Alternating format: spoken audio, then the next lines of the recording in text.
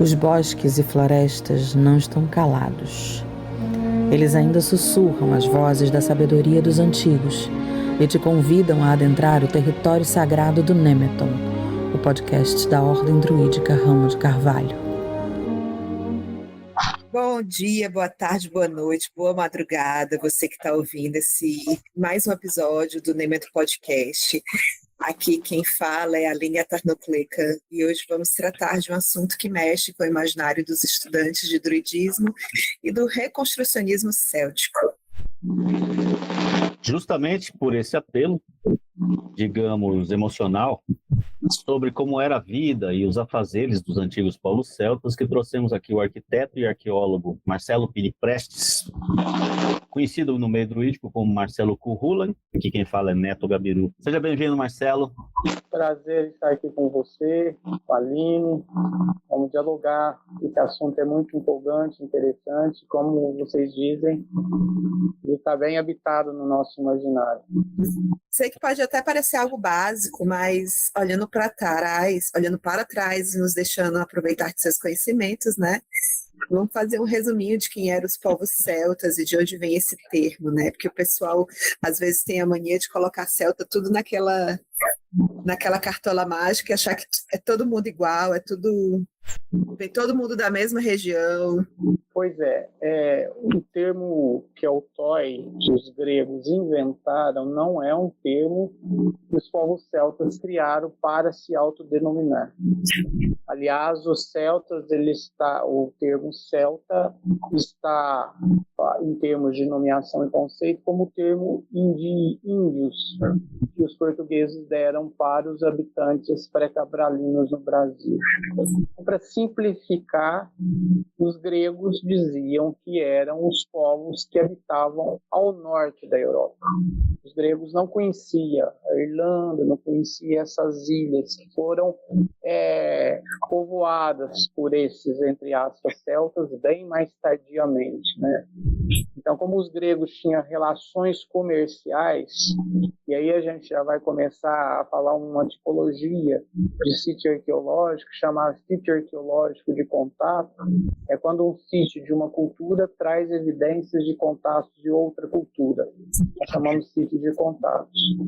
Então, como os gregos e os povos do Mediterrâneo tinham relações comerciais com os povos do norte da Europa, principalmente da França, Suíça, Áustria, etc., deram esse nome essa generalização celta. Então, nós estamos falando de diversas culturas, de períodos assim de 700 a 800 anos. Isso é um período de longa duração. Não se pode generalizar. É um período que você tem que fazer recortes para compreender bem o que eram essas culturas, quais eram as especificidades dessas culturas e por que no nosso imaginário parece que houve uma padronização. Isso tem um porquê, depois a gente pode até aprofundar sobre isso.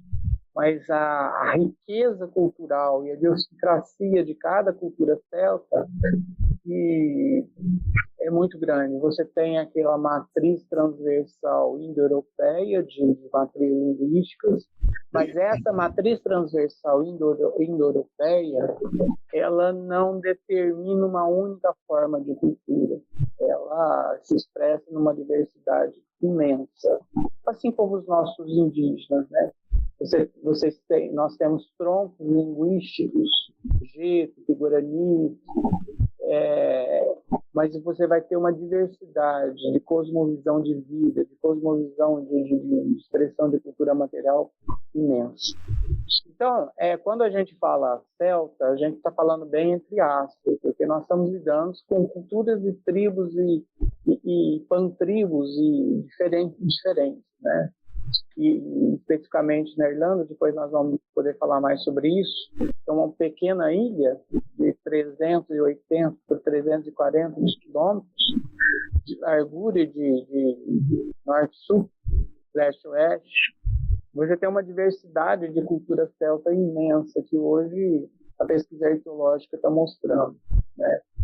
Então, aquele generalismo e aquela síntese que vai nascer a partir do 18, após o Renascimento, aquilo lá, e muita gente ainda compra essa visão, mas perde a riqueza, né? A riqueza de uma cultura que sobreviveu por muito tempo, e que dialogou com várias outras culturas, e que produziu imaginário e produziu conceitos espirituais que até hoje influencia grupo de pessoas na contemporaneidade, né? Então, essas culturas devem ter e tem algo importante, potente, que vai nos servindo de sentido, de inspiração até hoje, né?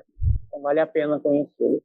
Levando em consideração que o auge dessa dita cultura celta, né, esse imenso guarda-chuva, ele se dá num tempo anterior à expansão, que culmina com a chegada desses povos no território que hoje nós conhecemos como Irlanda. Por que fica a impressão que essa experiência celta na Irlanda parece mais vívida, ou ainda vívida, que nos outros locais onde os celtas viveram? O período áureo da cultura celta não é na Irlanda, não é na Inglaterra, não é nas ilhas, é no continente, principalmente na região central da Europa, né? Você tem a cultura de Latênia, cultura lateniense, a cultura do Hallstatt, que é o período áureo da produção cultural. Inclusive, os sítios arqueológicos, os complexos arqueológicos mais importantes estão nessa região, porque lá que foram criados ópidos. Ópidos são cidades, fortalezas, e que as tribos, elas viviam em torno dessa cidade. A cidade era centros comerciais, centros de artesanato, centros culturais, centros religiosos. Então, esse local é o local áureo. Então, quando a gente vê aquela cultura material de ourivesaria de uma qualidade muito grande, você é desse período, aquele caldeirão de Gudenstroth, também é desse período. Então, quer dizer, não é na Irlanda. A Irlanda vai ter uma tecnologia com metais, e ela vai ter uma sofisticação da tecnologia de metais naquele período que a gente chama pré-patriciano, ou seja, século III, início do século IV, antes de Patrício. Hoje nós descobrimos, a pesquisa descobriu toda uma documentação que ainda não está toda pesquisada, que é riquíssimo, né? Agora, por que a Irlanda fica em evidência? Porque quem nos fala dos celtas desse período áureo, que não é mais o período áureo, quem nos fala desses celtas são os gregos, são a literatura clássica, são os gregos e depois os romanos, mais tardiamente. Então isso ficou muito em evidência, porque desde o período do século I, II, estão se falando dessa cultura.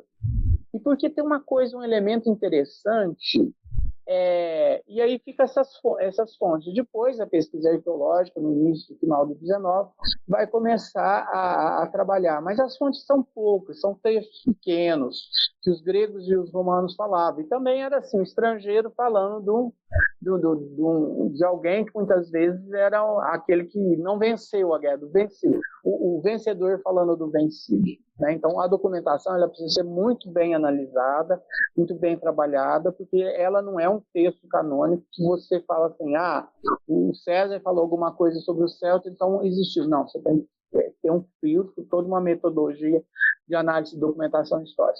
Já na Irlanda, você tem uma documentação bem mais ampla desses celtas irlandeses. Só que essa documentação não é uma documentação sincrônica, ela é uma documentação anacrônica, é uma literatura também anacrônica. É uma literatura que já começa na Alta Idade Média, tem o seu pico na média Idade Média, a partir do século IX, X, XI, e que foram monges que falaram dessa história. Então, eles detalharam nomes, sagas, famílias, linhagem de reinados, batalhas. Então, criaram uma grande narrativa, uma grande epopeia para se contar a história da Irlanda anterior à cristianização. Mas contaram com um viés catequético, porque colocaram toda essa Irlanda pagã num contexto do plano salvífico a partir da visão do cristianismo. Então, vocês têm literatura muito interessante que vão atrelar as antigas invasões irlandesas com a história de Noé, por exemplo, né? Então, você tem todo esse tipo de adaptação a partir de uma ideologia judaico-cristã, por exemplo. E uma coisa que é muito interessante, que também esses documentos você não pode canonizá-los, você tem que olhar com uma crítica, porque a arqueologia muitas vezes ela contesta essa documentação. As grandes narrativas que você encontra nessa literatura monástica, alguns pesquisadores dizem que se referem ao período áureo dos celtas lá da Europa, que o cenário é incorporado na paisagem irlandesa. Vou dar um exemplo pequeno. As grandes batalhas que se travam na literatura monástica irlandesa, hoje a pesquisa arqueológica evidenciou vários locais de batalhas, de vestígios de batalhas. Então, eram grupos de 12 pessoas de um lado, 12 pessoas de outro lado, tribos que guerreavam entre si. Então, eram pequenas ações que se faziam. E você pega, então, as grandes narrativas de batalha, que parece que é uma narrativa épica, né? De uma grande batalha com milhares de guerreiros de cada um de um lado, né? Então, eu creio que também a Irlanda fica em evidência por um outro fenômeno muito interessante que vai acontecer a partir do Renascimento, século XVI, que começa na Itália, que começa a questionar assim: existe outra tradição de sentido, de espiritualidade, de cultura, além da judaica cristã? E a resposta desses curiosos e instigadores, pesquisadores, foi sim. Então eles vão buscar no mundo pagão grego-romano toda uma filosofia, toda uma arte, toda uma maneira de ser e estar do mundo que não fosse a maneira de ser e estar do mundo europeia, judaica e cristã. E aí começa o Renascimento, que a gente chama na Europa do Renascimento, a partir de inspiração pré-cristã, principalmente grega e romana, você vai construir elementos culturais para a sociedade. A partir desse movimento ele vai se expandindo na Europa e ele chega na França, ele chega na Inglaterra. E a grande questão da França e Inglaterra foi se perguntar: existe no nosso antigo território alguma tradição espiritual que não seja grego-romana, que é capaz de nos inspirar cultura, maneiras de ser e estar no mundo? Chegar à conclusão, a partir da leitura dos gregos e dos romanos, que existia uma cultura, que era a cultura celta, principalmente a cultura dos druidas, que poderia servir de inspiração para uma nova organização, uma nova forma de ser sociedade que não fosse a judaica cristã. E principalmente por uma coisa muito importante que eles perceberam nas fontes gregas.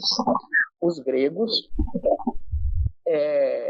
percebiam as outras culturas como bárbaras. Mas você tem pequenos trechos clássicos de fontes gregas que não incluem os druidas, que também é um termo que eles vão criar, que não incluem os druidas nessa categoria de bárbaros, mas nomeiam eles como filósofos da natureza, como fisiologistas. Ou seja, quando você vê um povo que é dado à reflexão filosófica e que é muito etnocêntrico, que tem um orgulho do seu saber, outorga a uma outra cultura essa especificidade, essa qualidade, essa qualificação, essa expertise também de pensadores, então significa que talvez essa cultura tenha realmente algo que chame atenção. Então isso também foi chamar a atenção. Então, a partir do século XVII, começa algo muito interessante na Inglaterra, depois na França, que chama colecionismo. O colecionismo ele é o vamos dizer assim, a pré-prática arqueológica. As pessoas começaram a buscar vestígios de cultura material antiga e começaram a colecionar. E encontraram muita coisa. né? E nominaram todas essas coisas como dos celtas, daqueles celtas que os gregos falavam. E aí que colocaram Stonehenge como criação dos celtas, outros tipos megalíticos como criação celta. Ou seja, começou-se a ter um olhar para essas culturas pré-cristãs que não fosse as classes, né? Como sendo potentes para dar uma resposta às demandas sócio-histórico-culturais do 17. E isso foi crescendo. Até que no 19 isso teve o auge, principalmente com as traduções da literatura irlandesa para o francês, para o inglês atual, para o francês atual, e pessoas começaram a fazer síntese. Porque muitas vezes há histórias, as narrativas sagradas que você tem dos monges do 9, 8, 9, 10 e 11, elas vêm recortadas. Então, o que você vai ter um celtismo do 19 que preenche essas lacunas? Hoje, quando a gente conta uma história, ela está bem preenchida, do início, meio e fim. Mas quando você vai ver as documentações, elas não são assim, elas são muito recortadas. Nos originais não tem, os originais têm lacunas.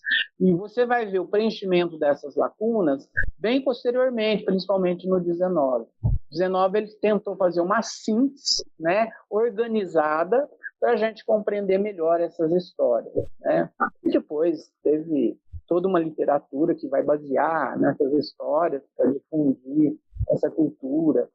Então, eu creio que são várias variáveis que faz com que a Irlanda sobrepõe. E outra coisa, a Irlanda não foi conquistada pelos romanos, né? Eles acharam que você subir até no meio da Inglaterra já estava bom demais devido ao clima, então se construiu lá a barreira lá, o muro do Adriano, e depois lá para cima era muito, muito difícil, um clima muito difícil. Já em Londres eles já reclamavam o clima lá de Londrina, né? Ainda mais lá em Alba, que era o nome que se dava à Irlanda, né? Então, são vários variáveis que tem, né? Hoje, para ter essa visão de que a Irlanda é uma ilha de magia, uma ilha que contém vários tipos de situações ligadas ao druidismo, aos povos celtas. E como é que você enxerga a existência de muitos locais onde se encontram os monólitos, né, como a Callanish Stones ou a própria Stonehenge, e qual a relação cronológica dessas construções e a chegada dos povos celtas às Ilhas Britânicas? Nós temos a presença humana pré-celta, por exemplo, na Irlanda, há 10 mil anos antes do presente, ou 11 mil anos antes do presente. Tem algumas hipóteses que entre Inglaterra e Irlanda existia uma grande geleira, então podia-se fazer uma travessia comum, como existia no Estreito de Bering, para povoar depois a Europa, etc. Mas assim, então nós temos assim evidências arqueológicas, e aqui eu quero falar um pouquinho da pesquisa arqueológica para a gente compreender esse sítio.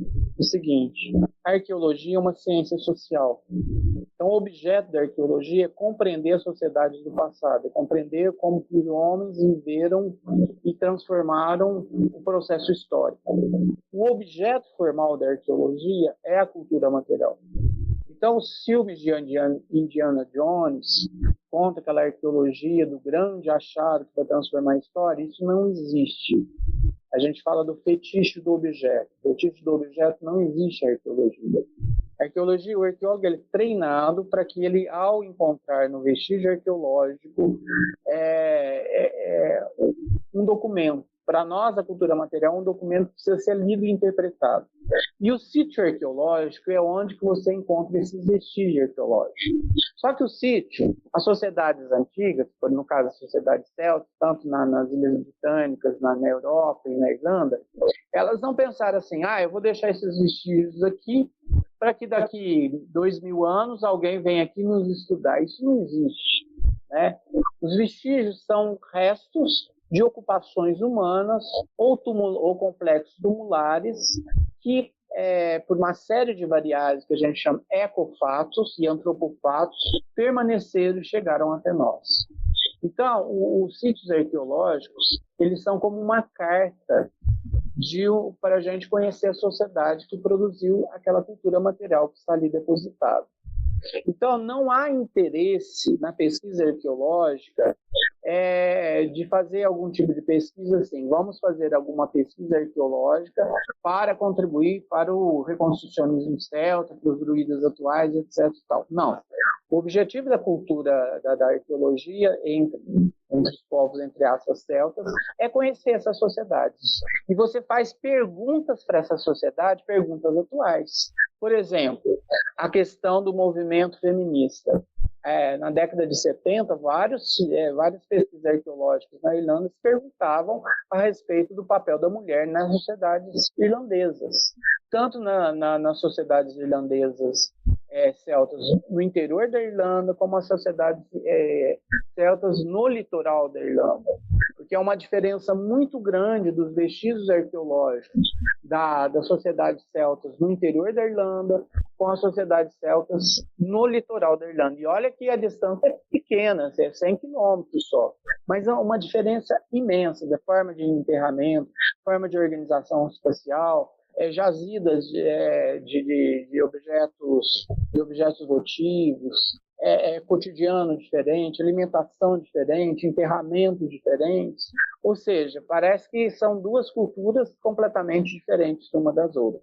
Então, grandes perguntas atuais, quando o arqueólogo, o historiador, ele volta para o passado, ele está olhando para o passado, mas para compreender o presente. Então, as perguntas são perguntas atuais, né? Por exemplo, aqui na região onde que eu habito, que é o Nordeste do estado de São Paulo, nós temos presença humana ininterrupta, 8 mil anos de presença humana ininterrupta.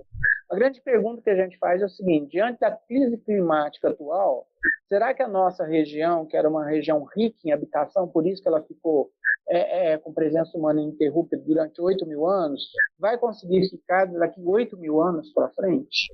Então, toda pesquisa ela tem que responder uma questão atual, tentar refletir uma questão atual. Então, o que a gente vai encontrar nos sítios arqueológicos? Eu vou fazer um resumo bem geral mesmo. No centro da Europa, Ilhas Britânicas e Alba, Irlanda. Você vai encontrar vários tipos de sítios arqueológicos. Primeiro, você vai encontrar sítios arqueológicos, que a gente chama de pré-celtas, de caçadores e coletores. São nômades, que eles não são nem caracterizados como tribos. Você vai encontrar na Irlanda sítios arqueológicos de caçadores e coletores, que não tem casa fixa, que não domina a tecnologia dos metais, que domina a tecnologia do fogo, que não domina ainda, vamos dizer, a organização e a estratificação de especialistas, não tem especialistas. Você vai encontrar evidências de fogueiras, você não vai encontrar nenhuma estrutura de pedra que evidencie uma habitação. Então, você tem lá 10 mil antes do presente. Só um detalhe, antes do presente e antes de 1950. Por que 1950? Tem uma data que foi escolhida porque para a datação de carbono 14 ela dá um resultado mais exato. Então, quando eu falo antes do presente, eu sempre penso assim, antes de 1950. Tá?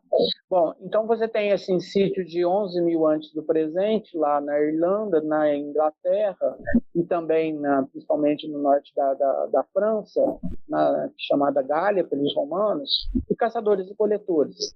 E a cultura material dela era uma cultura material lítica, ou seja, de pedra polida, pedra lascada, etc, etc. Depois você vai encontrar, mais ou menos em torno de 5 mil anos, nessas 3 territórios que eu falei, uma coisa muito interessante, que é sítios cerâmicos, muito parecidos com os sítios cerâmicos do Pis, Gesa, aqui nosso, do Brasil. Já eram culturas seminômades, que ainda não desenvolvia tecnologia de metal, que não tem evidência de especialistas, mas que já produzia cerâmica, e uma pequena agricultura seminômade, ou seja, eles plantavam num local colhiam, depois eles iam para outro local, plantavam, não era fixo no local. Você não tem ainda uma evidência, nesse primeiro momento, de fazendeiros agropastoris. Fazendeiros agropastoris, você vai começar a ter evidência nesses locais a partir mais ou menos de 3.000 antes do presente, ou 4.000 antes do presente, já é mais recente. E você vai ter evidências de criação e de plantação e de uma fixação dessas sociedades, né?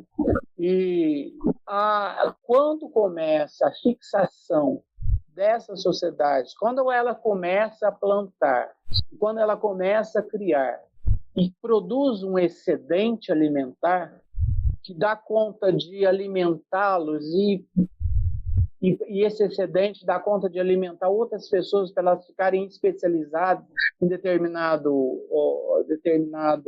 função, é que você nasce os especialistas.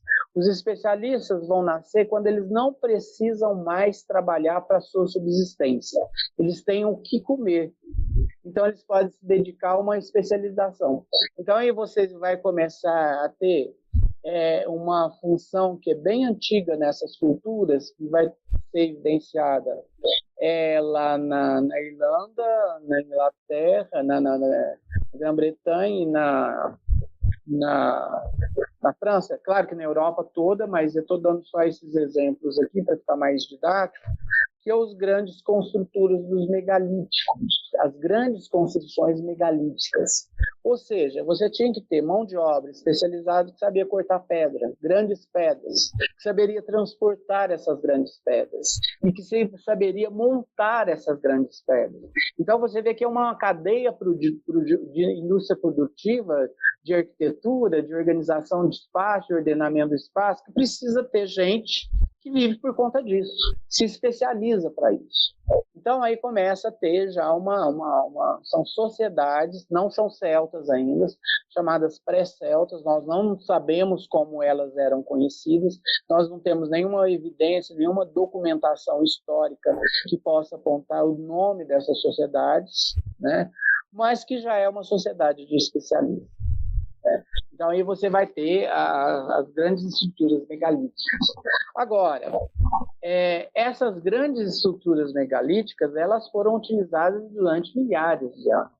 Então, você faz os poços de prospecção, que é uma metodologia, uma técnica arqueológica, e você vê a estratigrafia lá no corte. Então, você vê as ocupações, desde as mais antigas, que estão em cota negativa mais profunda, às mais recentes. E você vê também que vários grupos sociais usavam essas grandes construções. E essas grandes construções elas foram usadas durante milênios por esses grupos sociais, inclusive pelos celtas. Então, os celtas, ao chegar, por exemplo, na Irlanda, eles já encontraram essas grandes construções. E como essas grandes construções nos impressionam até hoje, porque elas são construções que têm um alinhamento astronômico. Isso é muito interessante. Então, como que até hoje isso encanta quem vê, provavelmente encantou os celtas, aos grupos celtas que chegaram até eles. Então, você encontra também na estratigrafia arqueológica presença de evidências celtas utilizando essas grandes construções megalíticas, né? Agora, essas grandes construções megalíticas hoje são objetos de turismo, por exemplo, na França, lá a Avenida de Karnak, que é uma avenida de Menídes, longos Menídes, você encontra Stonehenge lá, que é um complexo, hoje em dia nós sabemos que não é só aquele círculo de pedra, é um complexo ritualístico imenso, que agora que está sendo pesquisado. Você vai encontrar Newgrange na Irlanda, também, que é um complexo muito grande lá no Vale de Boyne, né?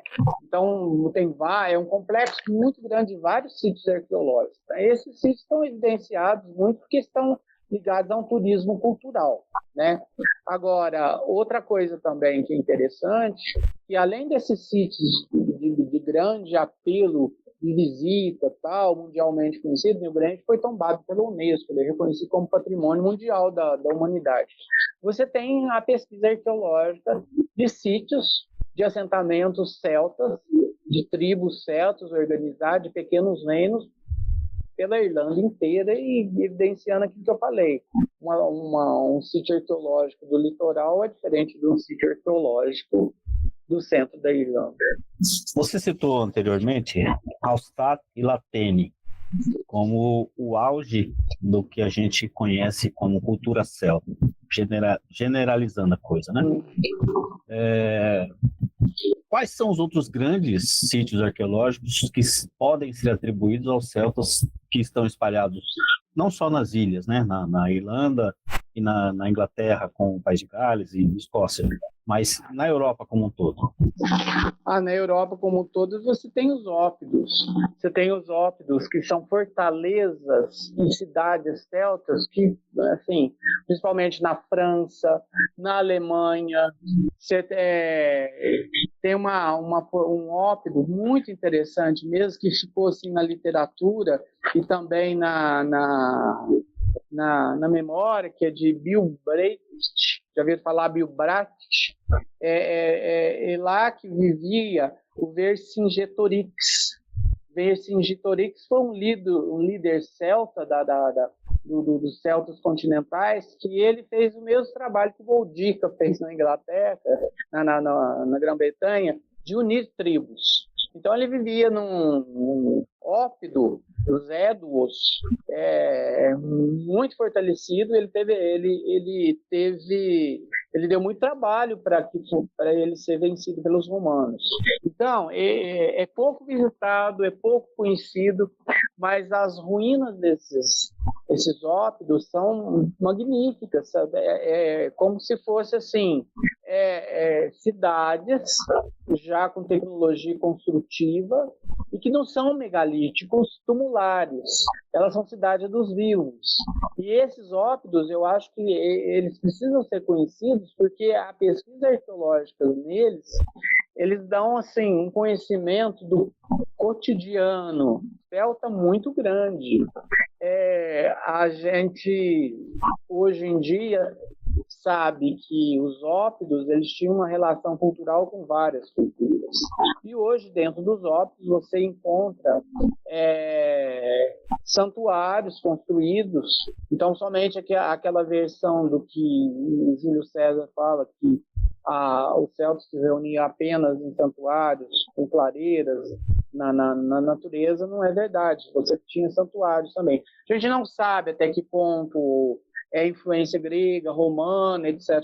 Mas você vai encontrar nos ópidos vários vestígios de cultura material romana e grega e de outros países e de outras sociedades indo-europeias, inclusive moedas. Já tinha trocas comerciais e os celtas usavam moedas gregas e romanas. Você encontra em sítio arqueológico no continente essa evidência, né? Então, eu digo que conhecer um pouco mais a história dessas cidades fortalezas do centro da Europa vai dar-nos bastante informação para a gente entender a literatura dos monges irlandeses.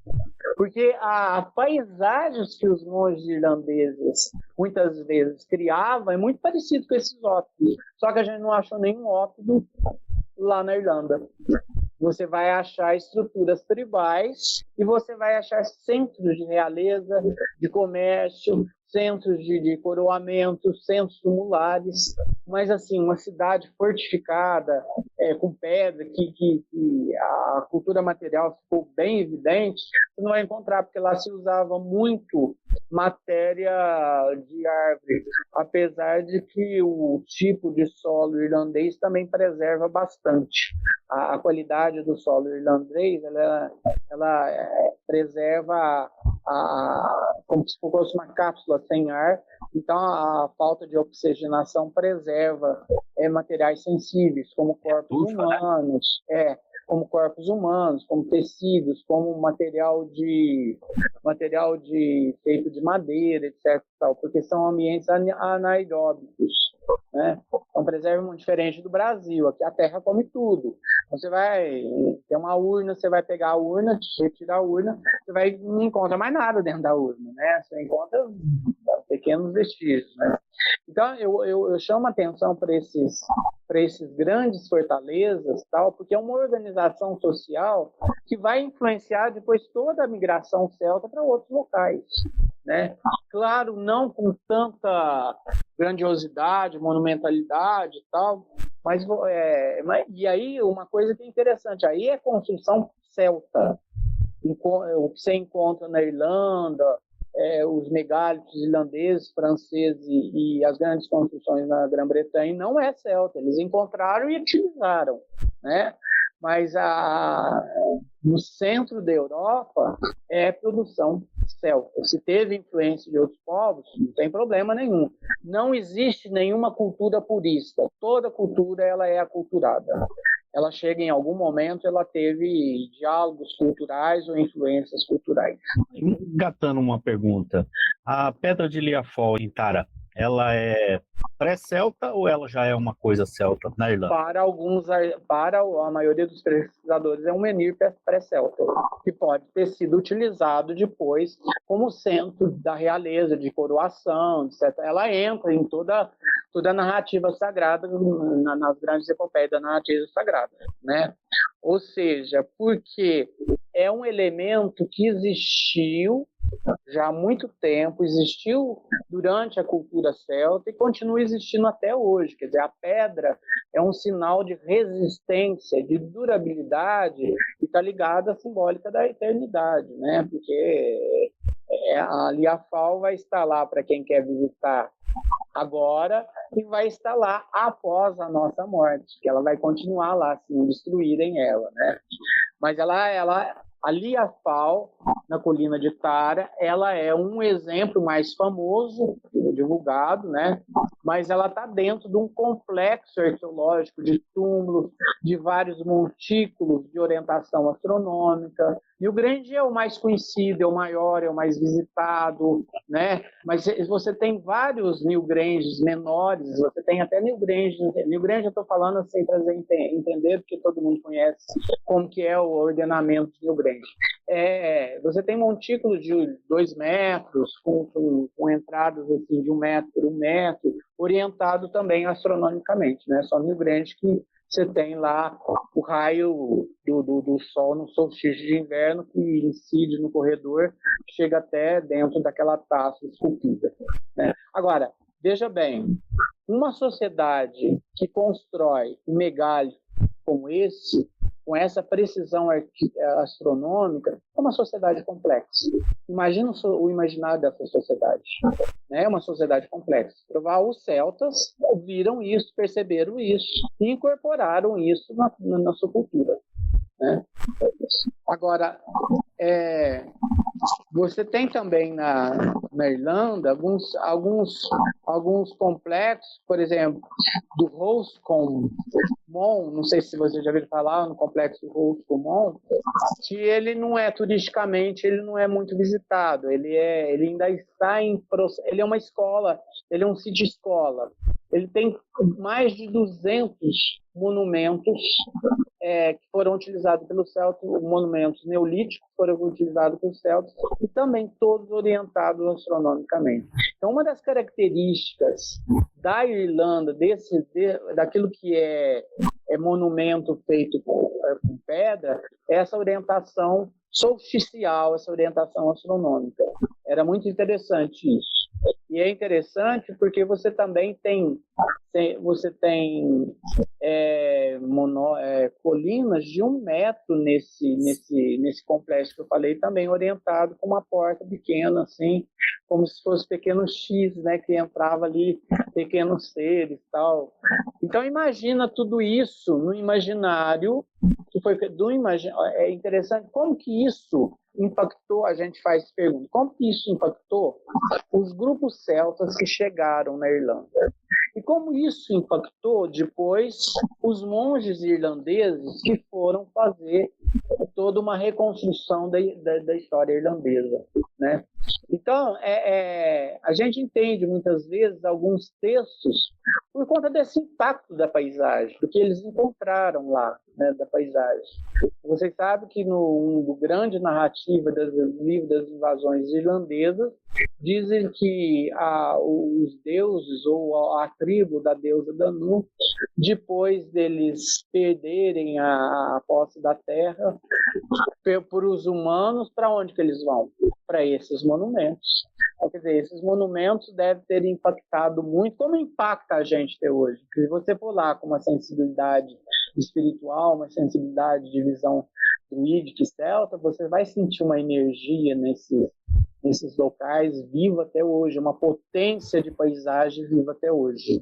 É até interessante você trazer a deusa Danu, que tem algumas pessoas que, devido não ter registro dela, né, não a consideram. Existem vários problemas literários com o nome Danu, Sim, mas a evidência arqueológica já comprovou que existiam mães tribais, deusas mães tribais. Isso assim, existe. E você também tem referências toponímias que dependem da literatura. Você tem referências toponímias muito antigas de deusas tribais. E você tem também na evidência arqueológica, por exemplo, existem duas montanhas na Irlanda que parecem dois seios, que são atribuídos os seios de Danu, uma toponímia, que a pesquisa arqueológica mostra que lá são centros, jazidas votivas. Então, tem uma toponímia com uma tipologia muito feminina.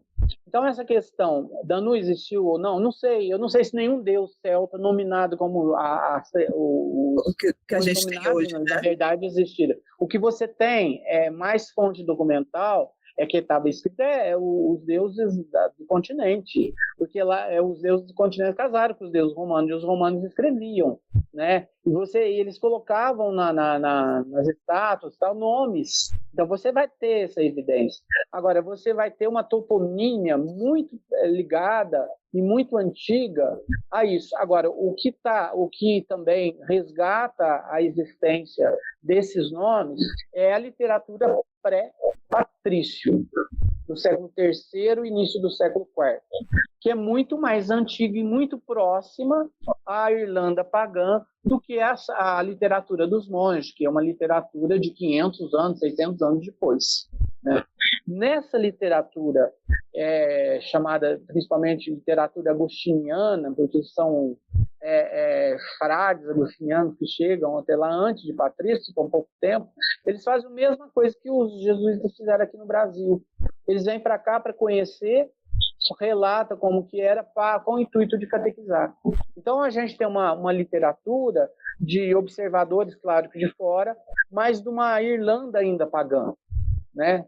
Então você tem evidências, por exemplo, tem um texto que eu acho muito bonito, que ele diz o seguinte: a poesia entre esses povos era algo importantíssimo, porque eles acreditavam que vinham dos deuses, e esses deuses davam a ele a sagrada inspiração.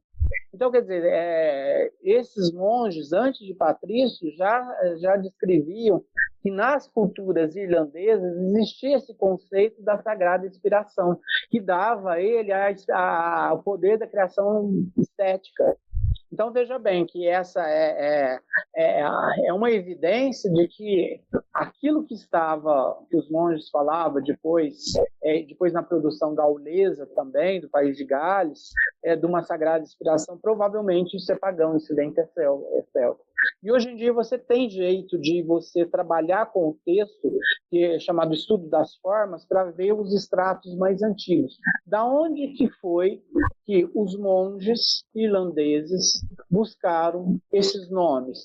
Danu, Lug, Morgan, da onde foi? Eles que inventaram? Quais fontes que eles tinham disponíveis? Tem a tradição oral.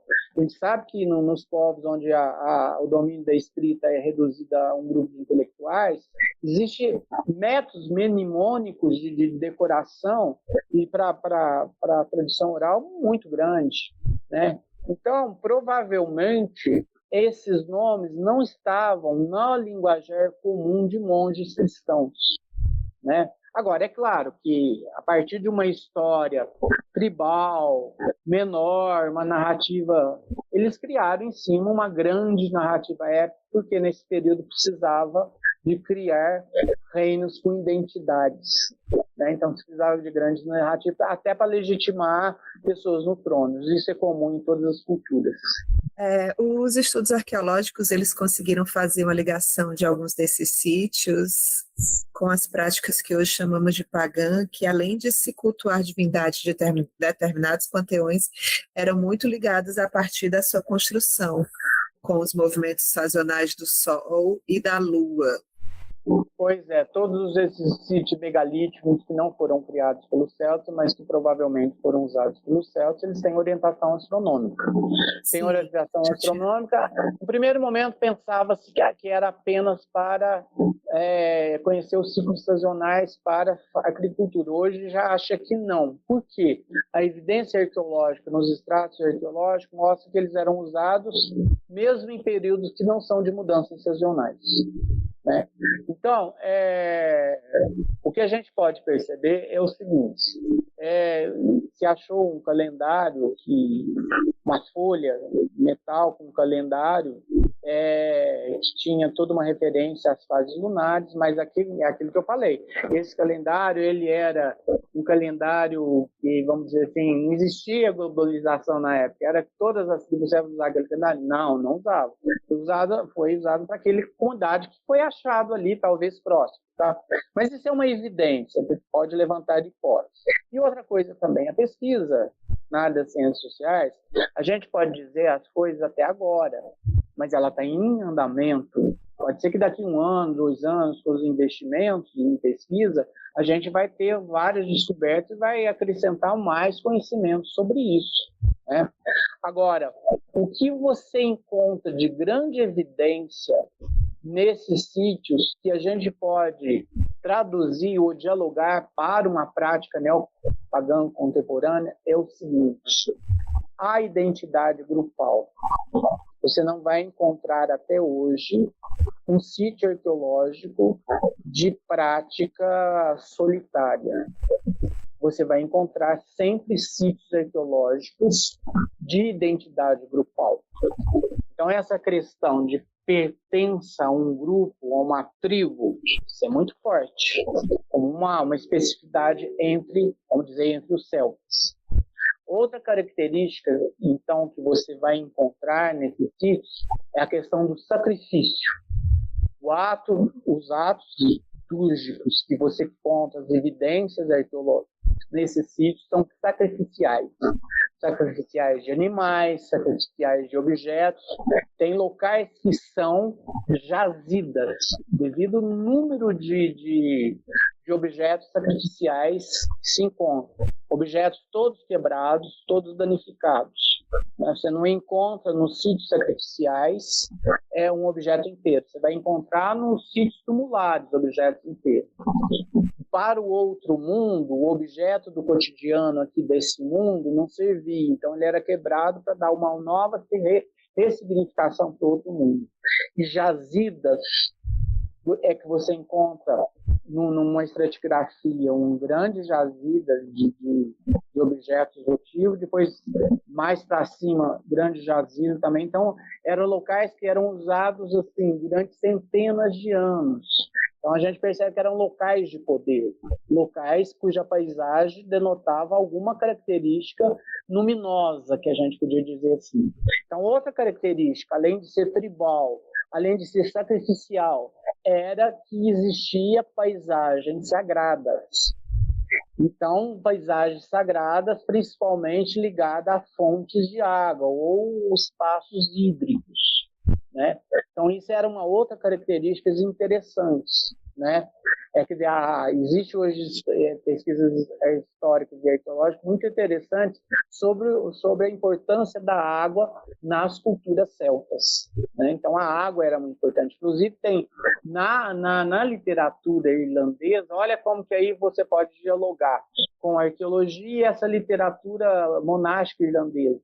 Se atribuía a rios nomes de deusas. De Deus. Né? Quer dizer, eles eram considerados sagrados. E isso daí a arqueologia confirma. Né? Outra característica também que você vai encontrar nesses vestígios é que parece que no período já do bronze e do ferro, eu estou falando 6.000, estou falando de 2.500 antes do presente, parece que vai existir classes especializadas de homens e mulheres que são especialistas nesses sacrifícios. Isso a gente vai encontrar porque existe túmulos diferenciados entre a realeza e túmulo diferenciado daquilo que provavelmente são dos sacerdotes.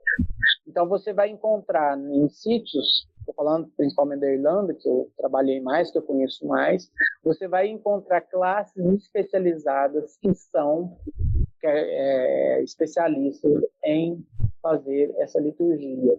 Isso você vai dialogar com as fontes medievais que falam da existência de classes especializadas, nomeadas como druidas, como filhos, como bardos, como orvatos, etc.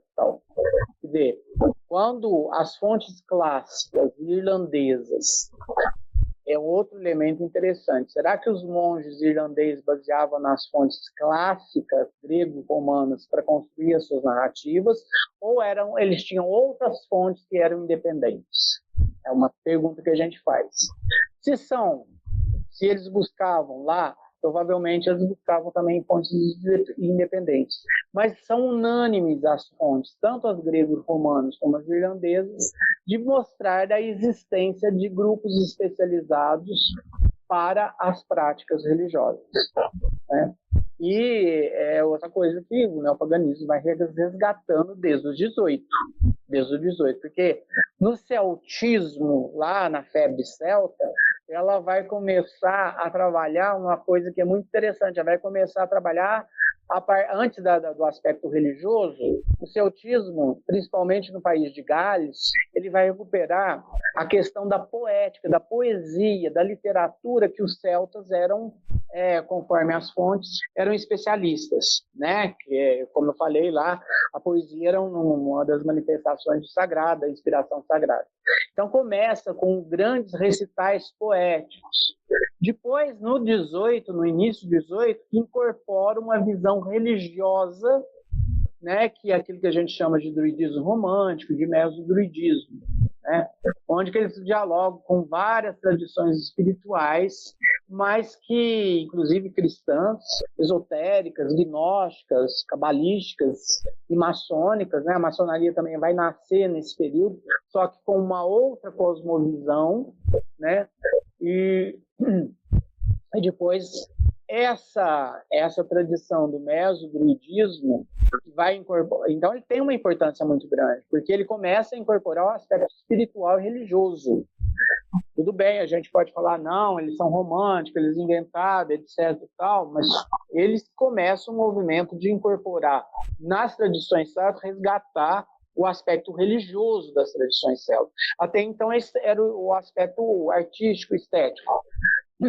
Até que esses movimentos vão, principalmente na França, Inglaterra e Irlanda, você vai ter todo um movimento de purificação arqueológica e histórica chamado reconstrucionistas celtas. Mas é um processo, né?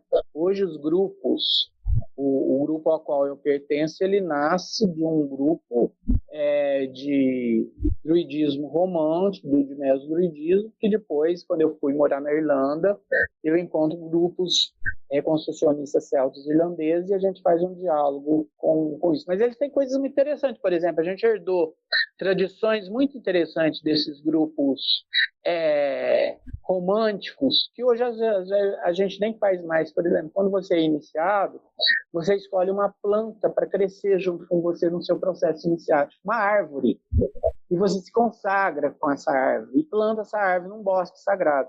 Só que hoje em dia é muito difícil você encontrar um local que essa árvore que você vai plantar, ela possa permanecer durante toda a sua vida. Então a gente nem faz isso mais, com o risco de cortar a árvore, você ficar com link mágico, energético, etc. E tal.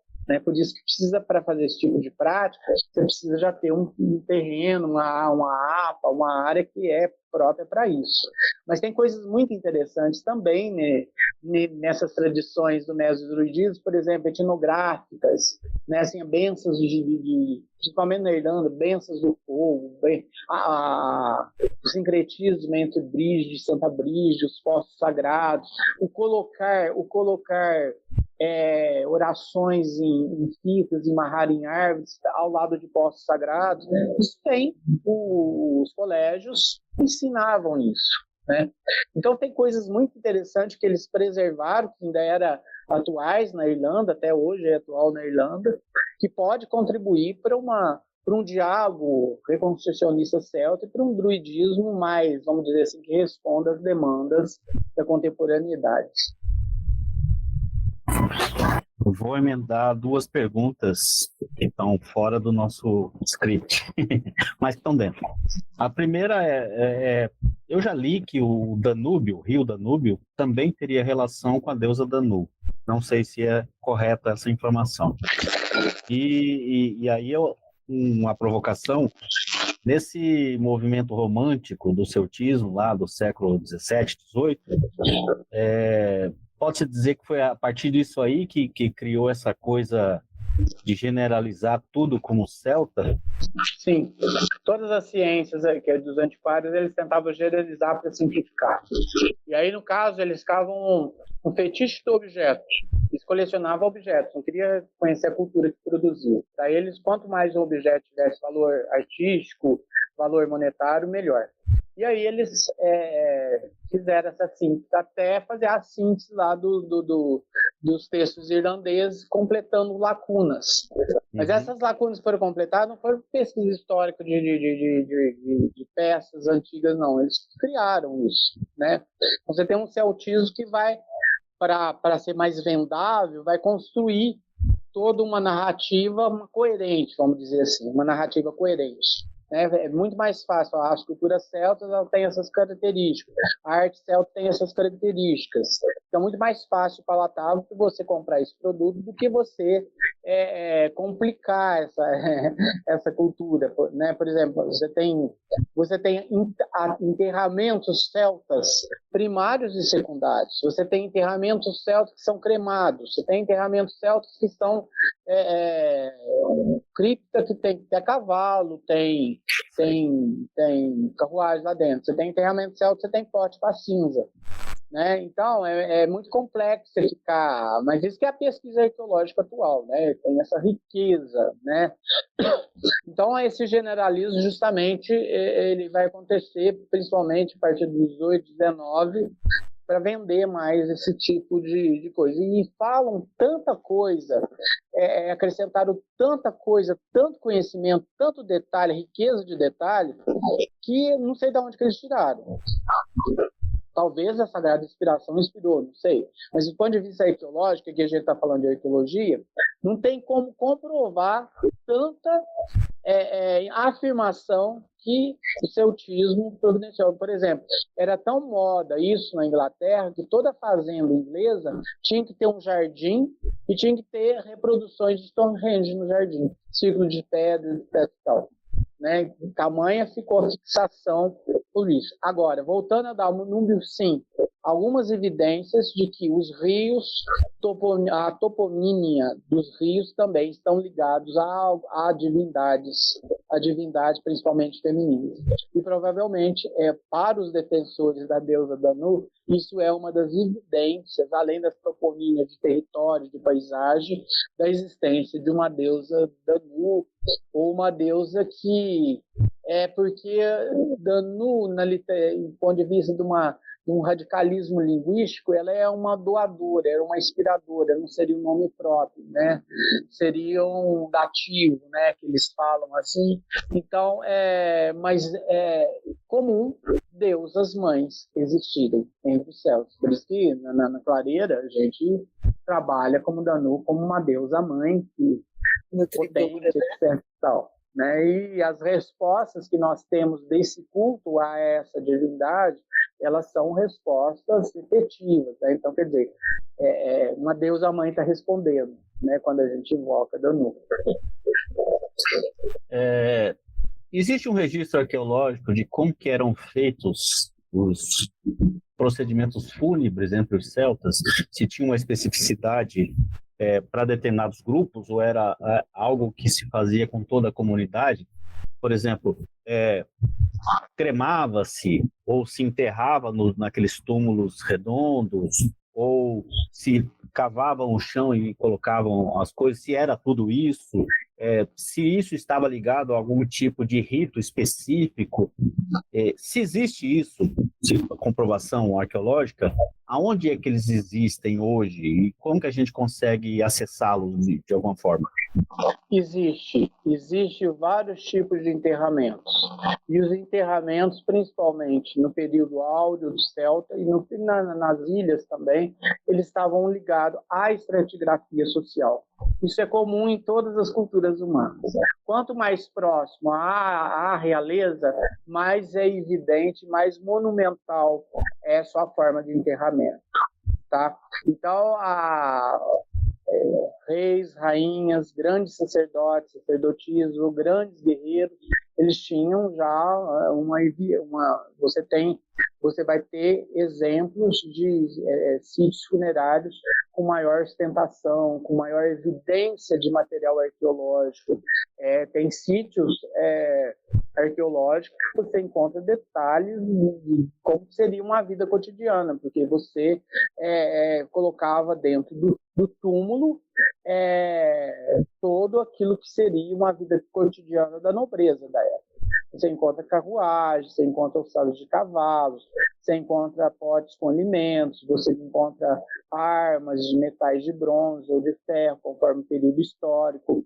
Agora, você vai encontrar também uma coisa muito interessante, você vai encontrar pequenos enterramentos de famílias, de indivíduos, mas sempre com um montículo. O montículo é como se fosse a marcação de que ali teria um túmulo, mas sem nenhuma evidência, talvez com apenas um objeto, 2 objetos.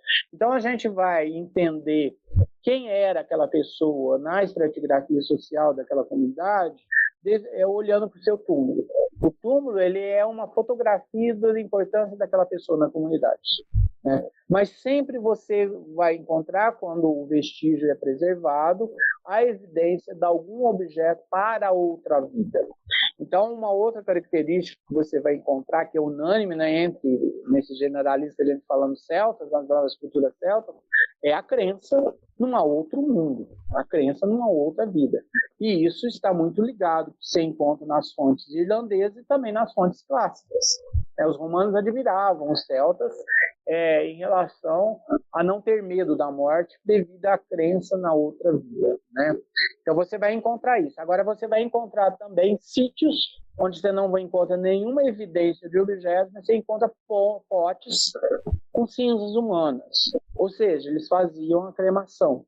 E você vai encontrar um outro tipo de sítio chamado enterramento secundário.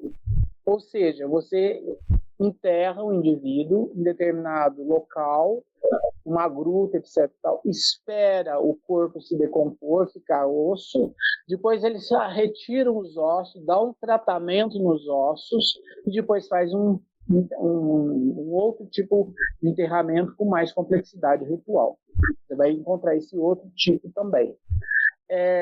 Outra evidência que você vai encontrar também, a 8 quilômetros da costa oeste irlandesa, você vai encontrar sítio arqueológico dentro do mar.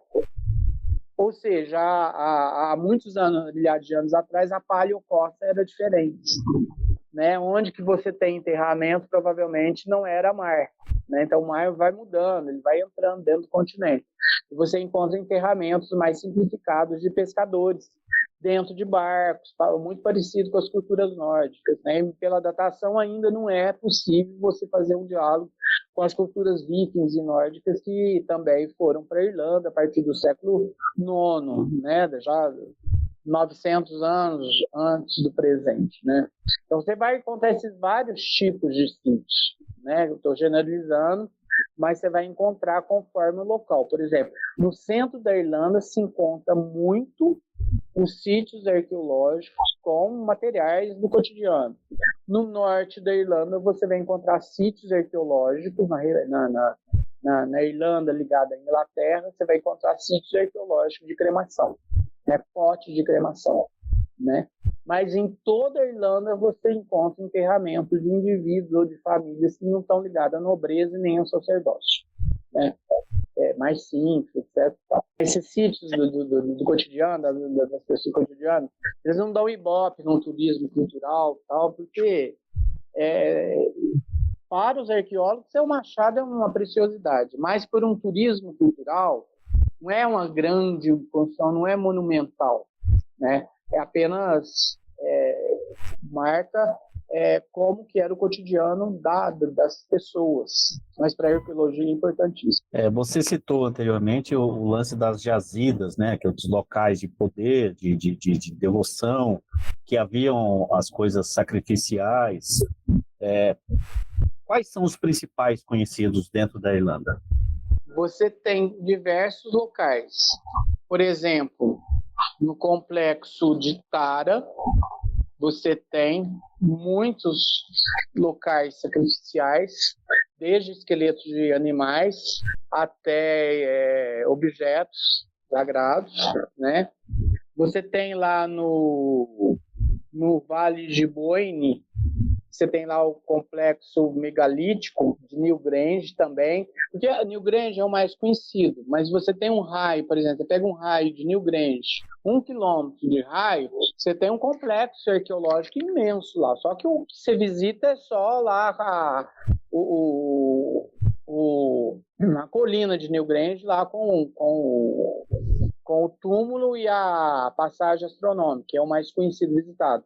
Mas para a pesquisa arqueológica tem muita coisa ainda a ser pesquisada. Como no Stonehenge, agora eles estão descobrindo fossos que eles ainda não sabem o que é, mas que você tem lá o círculo de pedras, mas você hoje tem descobertos de avenidas, de vários outros túmulos, de construções, que provavelmente seriam templos ou habitações. Então é um complexo muito grande, é como Gizé.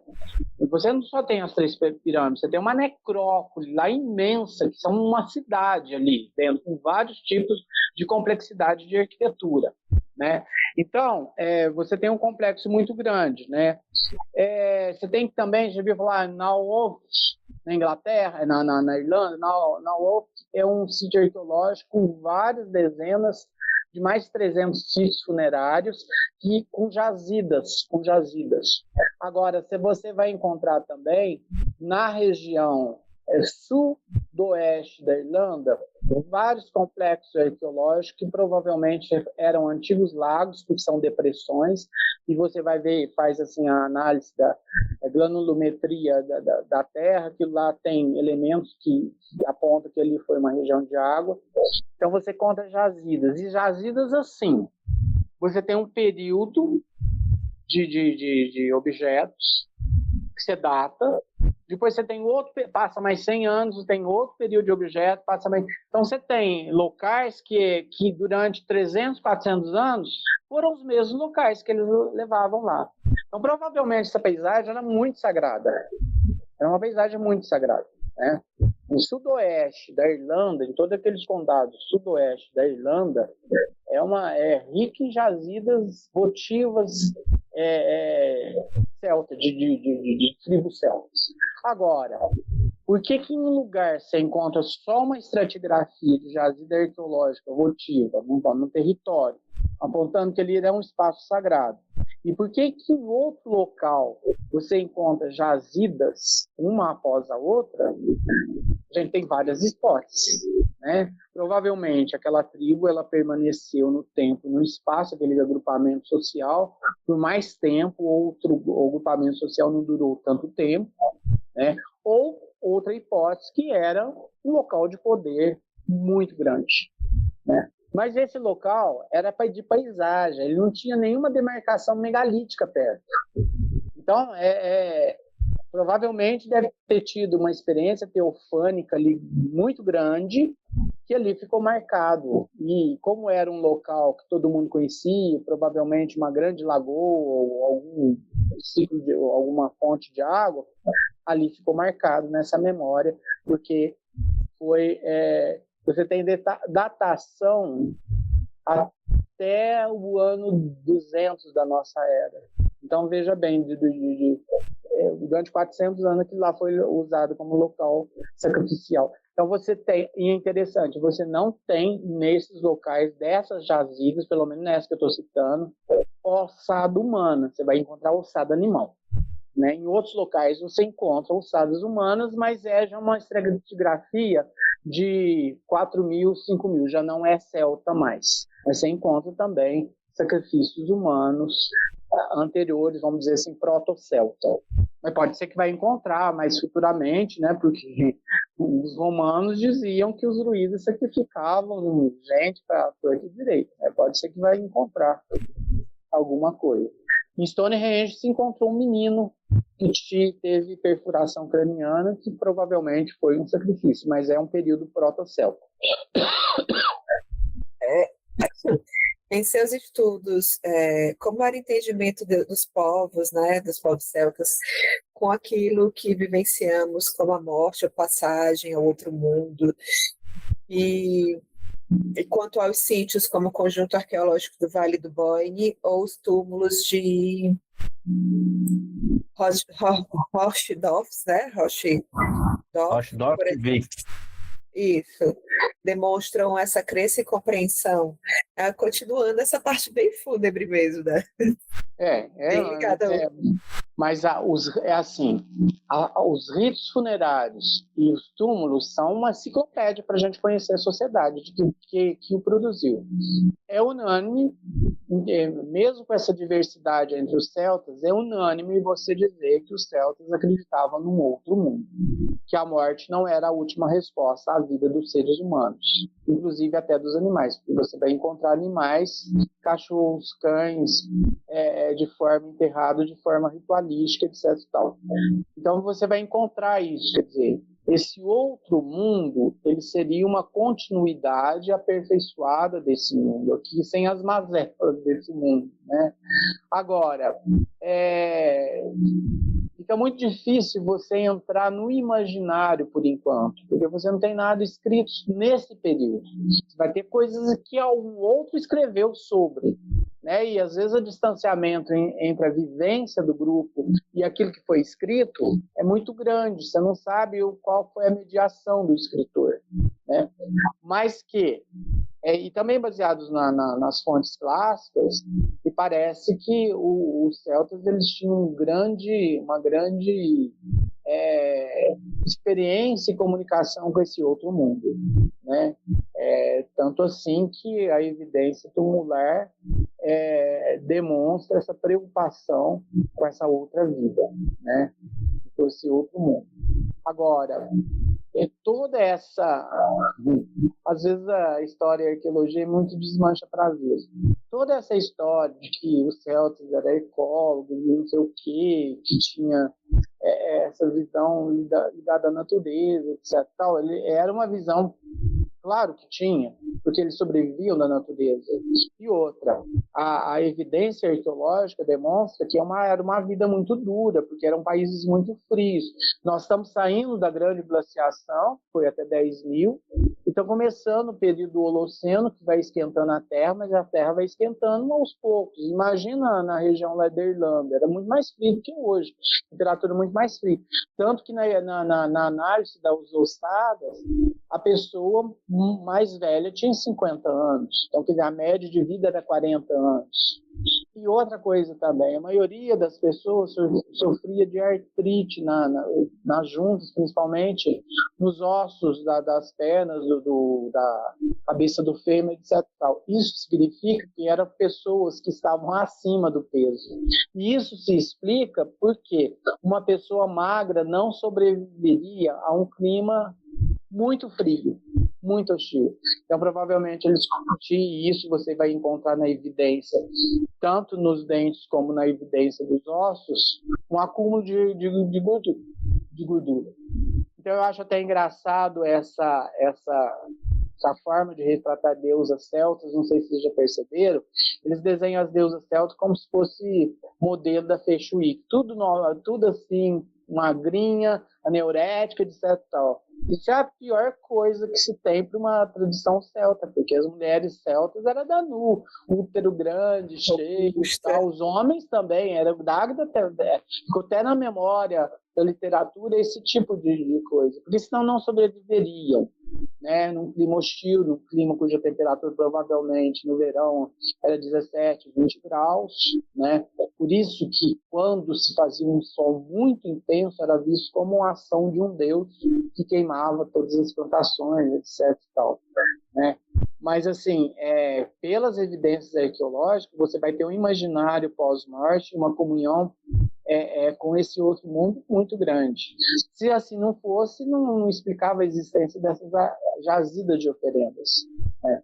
Então, é muito interessante eu acho que é interessante isso, você incorporar numa prática espiritual moderna essa questão de territórios sagrados, paisagens sagradas, com toda a complexidade que tem isso de preservação da natureza, de meio ambiente, diante da situação de aquecimento global, de eventos extremos, quer dizer, isso é importante. Outra questão importante é a questão do sacrifício. O que é o sacrifício hoje numa prática druídica moderna? O sacrum facere, que a gente é do latim, o fazer sagrado. O que é isso? Como que a gente pode fazer esse sacrifício, etc. e tal? E também esse contato com o outro mundo, né? Quer dizer, como que nós hoje podemos ter esse contato com essas forças, além daquilo que é o cotidiano da nossa vida, né? Que vai dar sentido, que vai dar força, etc. Eu acho que é importante isso. O valor da água, né? Hoje a água está querendo ser comercializada, as grandes potências econômicas querem comercializar a água, tratar a água como um produto comercial, mercantilizar, que é algo assim de fundamental importância para a vida, né? Então, quer dizer, incorporar todas essas questões numa prática druídica atual, né? Eu acho que é importante. Você falou muito em toponímia, né? Paisagens e tal. Eu fico aqui pensando, antes do que a gente estuda da chegada dos Tuatha Dé Danann na Irlanda, como descrita nos livros que a gente tem acesso, existiam alguns deuses que posso até estar errado no termo, né? Deuses que a gente pode considerar quitônicos, né? Deuses que são anteriores. Poderia citar Cailleach, poderia citar Croncrua, poderia citar... Quem mais? Ajuda aí, Aline. No continente poderia ser Cernunnos, né? Etc. Céltico, né? Eles aparecem também na Irlanda. Eu sei que Crom tem uma montanha que é meio que relacionada com ele.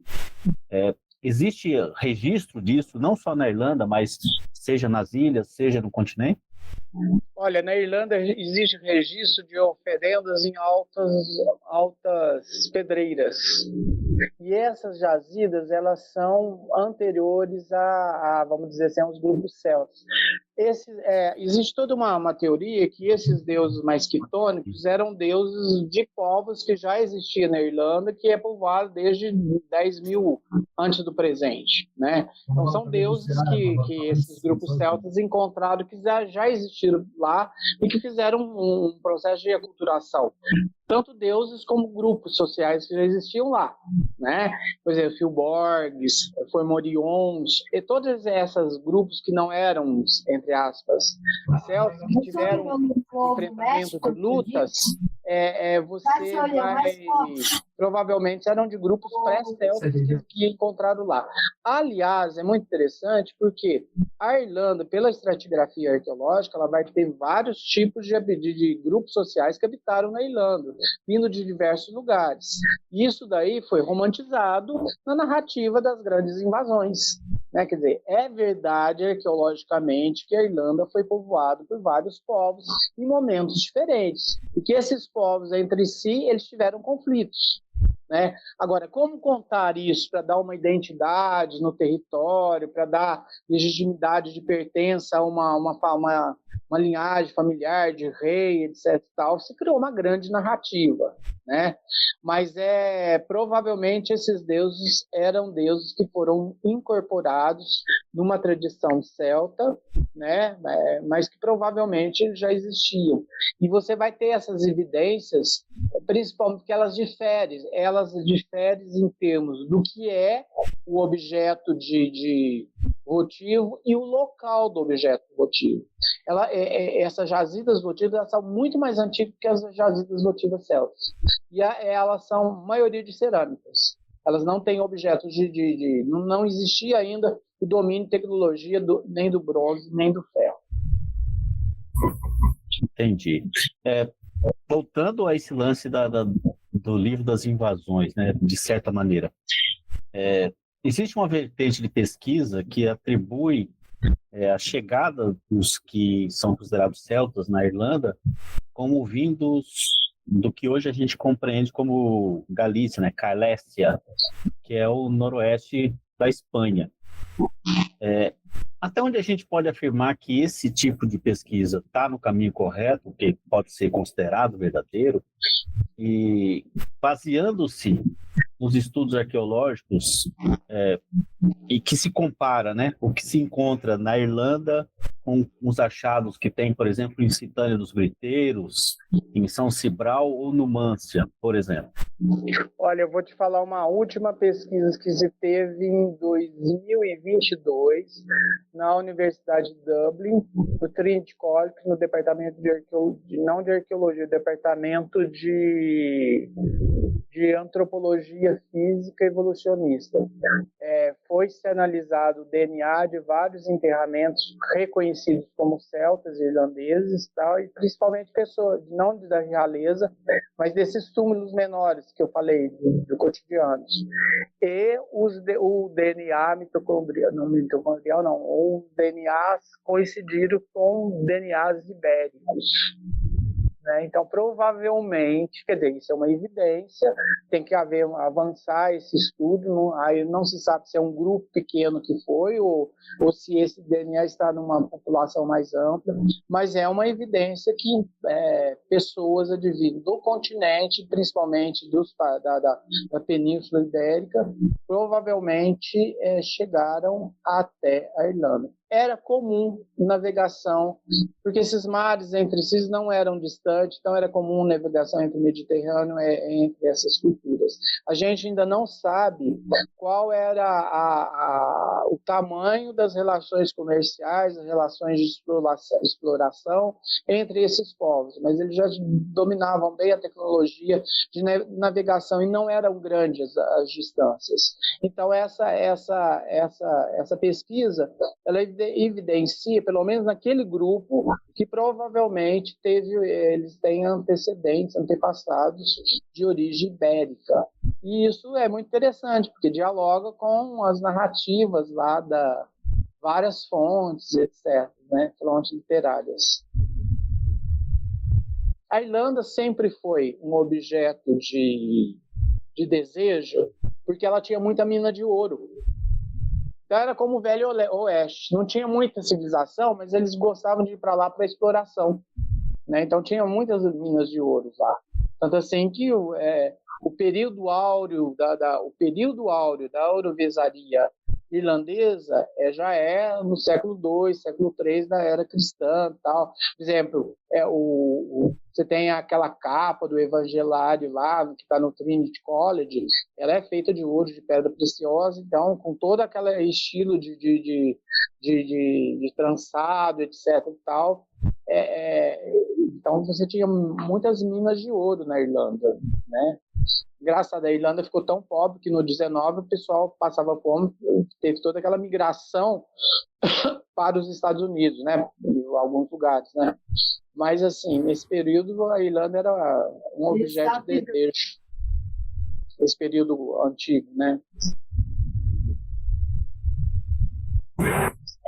É muito, muito intrigante e fascinante, né? O quanto a mesma pesquisa no sítio arqueológico ela pode dar um resultado e hoje, com a modernidade, pode dar outros, né? A gente pode passar aqui horas e horas conversando, mas... pode falar. Não, e é interessante também, porque isso não dá ibope, né? Assim, mas assim, a pesquisa arqueológica, ela quer conhecer a sociedade que produziu toda essa cultura material.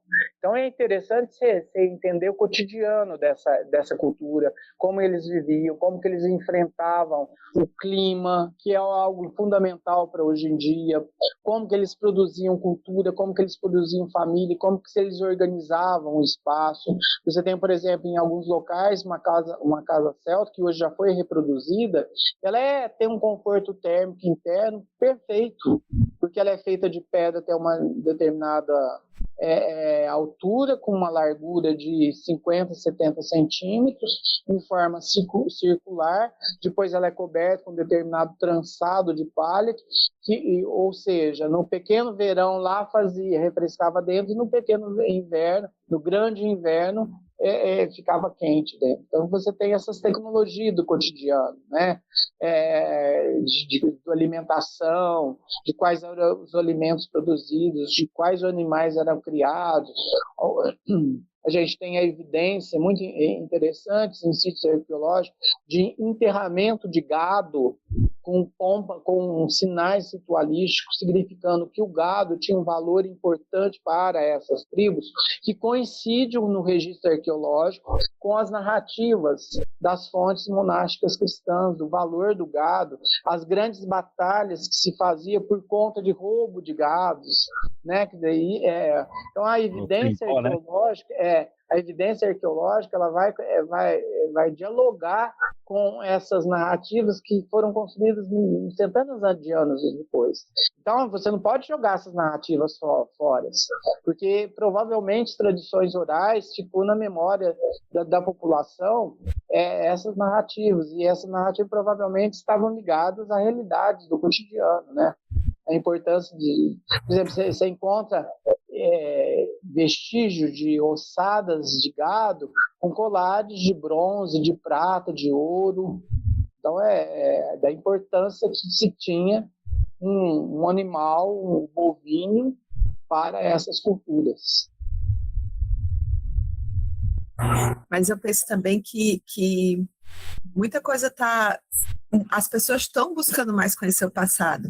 Aqui um professor aqui no Ceará, né, um professor de História e de Filosofia, eles lançaram um projeto para visitar e contar a história, né, dos sítios arqueológicos que tem aqui, das histórias dos prédios, porque as pessoas passam e não conhecem. Por exemplo, no centro da cidade tem um cemitério chamado São João Batista, que ele é muito antigo e tem várias histórias nele, e saindo de um determinado ponto a outro, antigamente se fazia o caminho das almas, aí eles fazem esse percurso de 2 a 3 quilômetros, aí tem um passeio que é à noite, que conta uma história de como era o caminho das almas à noite, e tem um passeio que é pela manhã, que ele conta que muda também, a questão do sol e da lua também muda, e é lotado os passeios que eles fazem. Eu vejo que as pessoas estão querendo, de certa forma, buscar um pouquinho mais, não só disso na questão espiritual, mas também na questão de autoconhecer, né, de onde você pisa. Eu acho isso bem bacana. Resgatar a memória do seu passado, né, da sua história, né. Agora, né, então, uma coisa que é importante, que é muito importante, que é negligenciado, principalmente entre o movimento neopagão, principalmente o movimento de inspiração celta, é o seguinte: além das fontes irlandesas e fontes clássicas, e além da pesquisa arqueológica, uma outra pesquisa que precisa dialogar com essas outras fontes é as vivências etnográficas rurais da Irlanda, que preservaram ao longo dos séculos, claro, com uma nova roupagem, às vezes até cristã, etc., elementos de uma Irlanda pagã. Então você tem muitos exemplares disso, né?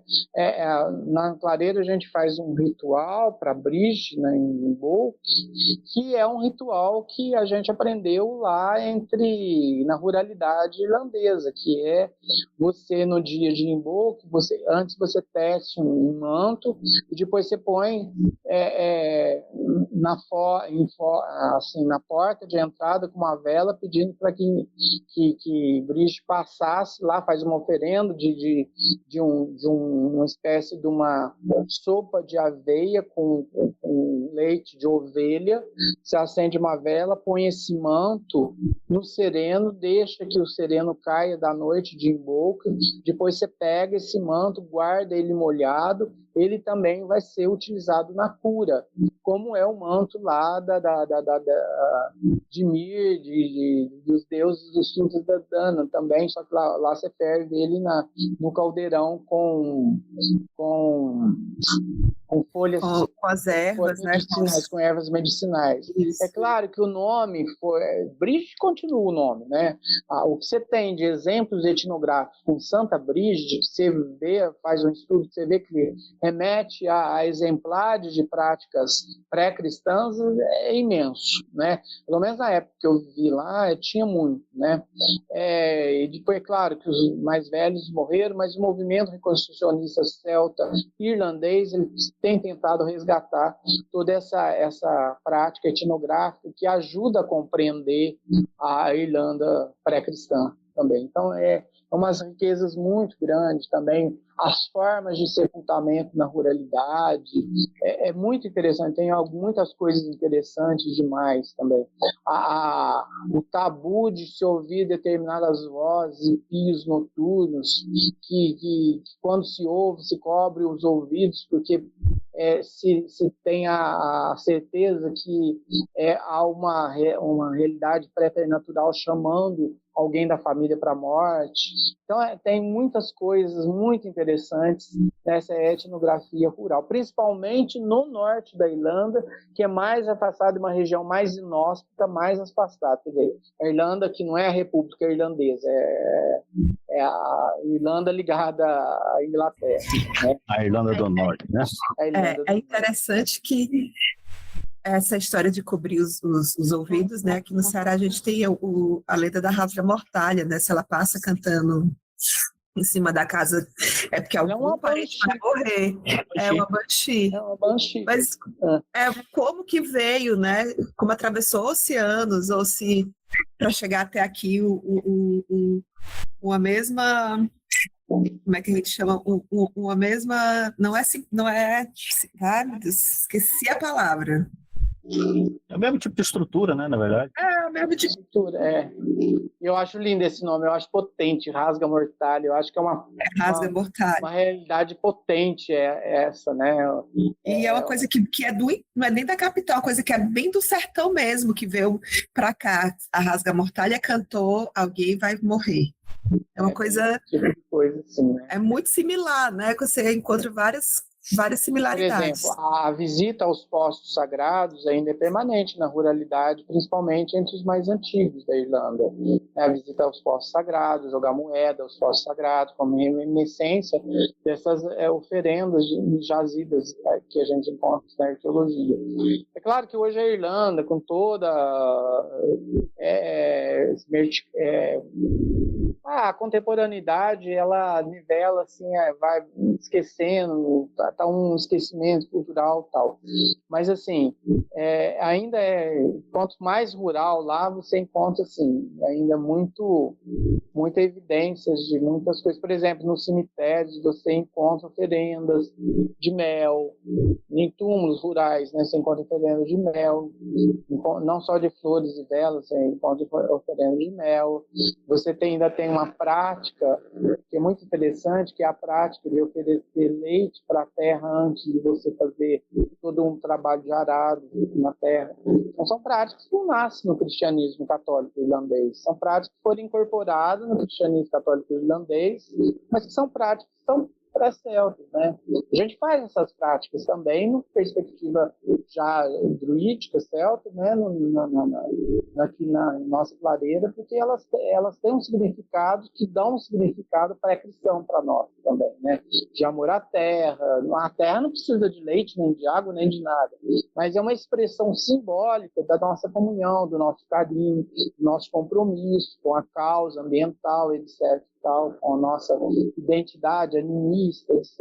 Então, são simbólicas de sentido ainda, de inspirados, né?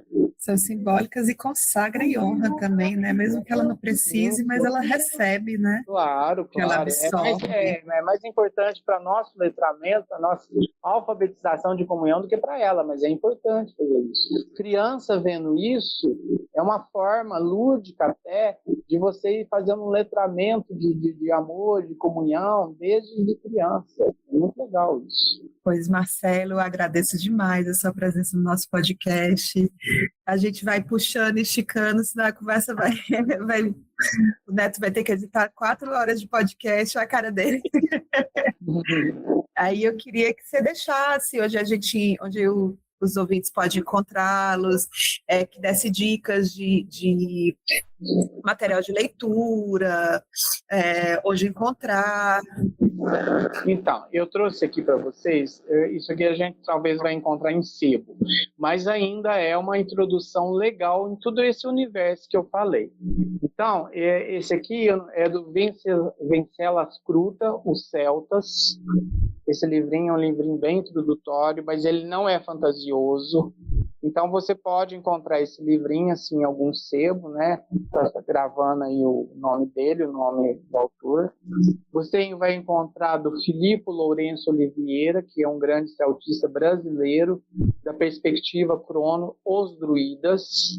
Também ele dá um panorama muito legal mesmo de todo esse universo que eu falei.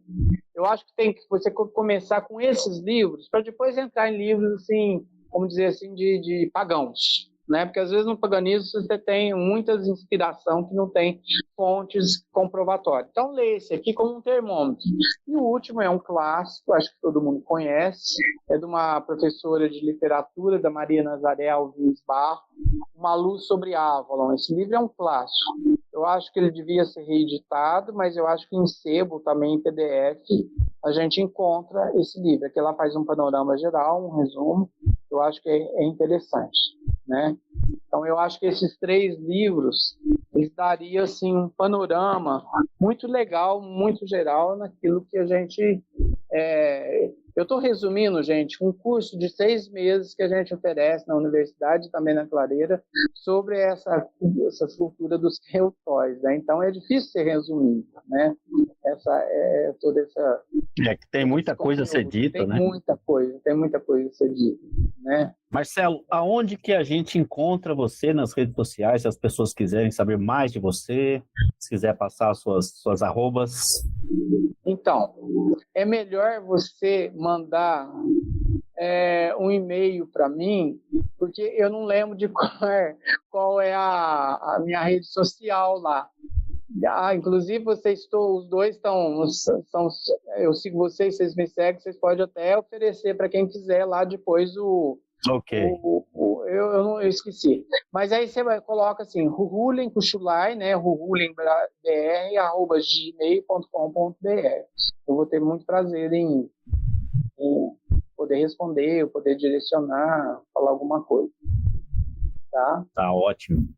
Obrigado por essa aula, mesmo que resumida, até porque o arquivo de coisas a ser dita é imenso, e a gente, como a Aline falou, a gente falaria 4, 5, 7 horas facilmente, e não esgotaria o assunto.